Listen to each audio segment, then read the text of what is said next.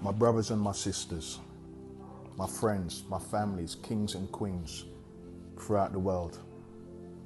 I'm sending this video with a broken heart, and I'm sending it not just for me, but for people throughout the world, because I don't really know and understand what's going on. I understand we're living in this pandemic times, but there is more than what meets the eye. Let me tell you what I mean. On Monday, just gone, which was, I believe, the 13th, Easter Monday, I got a phone call from the UK. I got a phone call from my sister saying that my dad is not breathing well. The ambulance was called. They came, they checked his temperature. They said, well, his temperature is fine.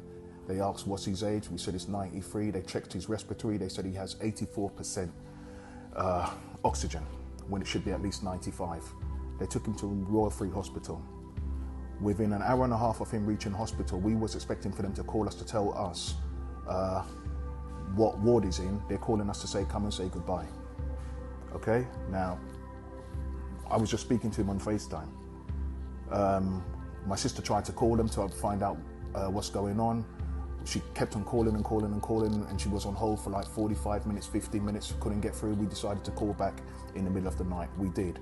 We called back at 12:30 a.m. Eastern time, my time, Florida time, 5:30 a.m. London time, GMT. We spoke to the ward sister. The ward sister told us that she's checking Dad's charts right now. His charts are fine, doing really well. His blood pressure, she said, is it's 128/80, which is like a 40-year-old. Bear in mind, he's 93. His respiratory, his oxygen level was 97%. No temperature. She said all his vitals are fine. My sister said, wow, that's fantastic. So does that mean we can send him home today? He can come home today? She said, I would say yes, but the only thing is I don't understand, because I was calling him and I was saying, Clifford, Clifford, and he opened up his eyes and he looked at me, but he seemed a bit dozy. So I would like, when the doctor does his rounds in the morning, because it's not my decision, the doctor has to make that decision. When the doctor does his round in the mornings, he can establish why is Dad dozy. We said, okay, fine, that's really great news. Went to sleep. Got a call in the morning waking me up, my sister. She said, I just got a call from the doctors again at the hospital, and they're saying, come and say goodbye. What do you mean, come and say goodbye? She said, let me add my brother to the call. So she's called me, merged the call. The doctor's telling us that my sister needs to come and say bye. Why? Well, he's on his last days. We don't think he'll make it past today. Why don't you think he'll make it past today? Well, we think he's on his way out. But I said that doesn't make sense. I spoke with the ward sister this morning, and the ward sister told me all of his vitals was fine. She said, you spoke to the hospital this morning? We said, yeah. She said, okay, hold the line. Let me put you over to the head consultant. She transferred me over and she put me on to the head doctor. The head doctor basically said, well, look, this is what the situation is. Dad's on his last legs, in my words.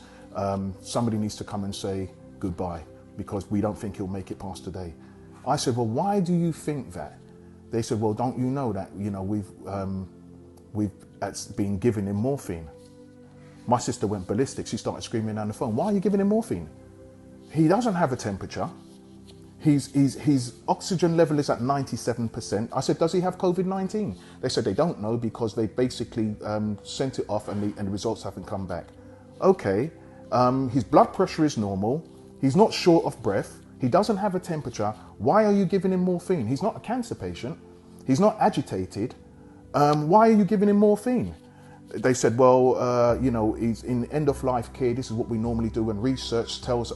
Research? Why are you telling me about research? So I said, look, this does not make sense to me. They said, well, as far as we're concerned, he's 93 years old. I said, so because he's 93, you're giving him morphine? Well, not only that, we've established that his kidneys is not 100%. My sister said, well, we know that his kidneys hasn't been at 100% since 2016. It's about 70%. And with his kidneys not at 100%, his kidneys cannot filter the morphine. So why are you pumping him with morphine? This does not make sense. Not only that, he said, well, his respiratory has started to get slower. My sister said it would do if you're administering morphine. I then said, now this makes sense. Now this makes sense.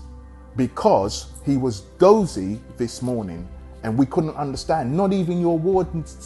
He said, what, did you speak to somebody here? Yeah, we did. We got all of his vitals. And I repeated the vitals. His sorry, somebody's trying to call me. Basically, his blood pressure was 128/80, which is like a 40-year-old. Bear in mind, he's 93.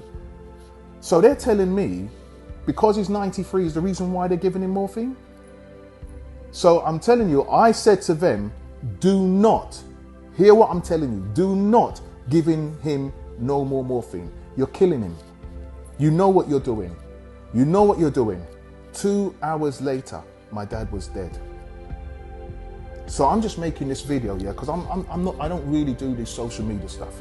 Yeah, I like to live my life private. But hear what? I'm telling you, yeah, be careful. Do not send your people to the hospital because they got a different agenda. Their plan is for something else. I don't know what the plan is. I'm not going to tell you what the theory is. I can just tell you the facts of what happened. All of my dad's signs, vital signs, was good. All of it. Yeah, they still can't even tell us if he was COVID-19, and we know he wasn't because he didn't even have a temperature.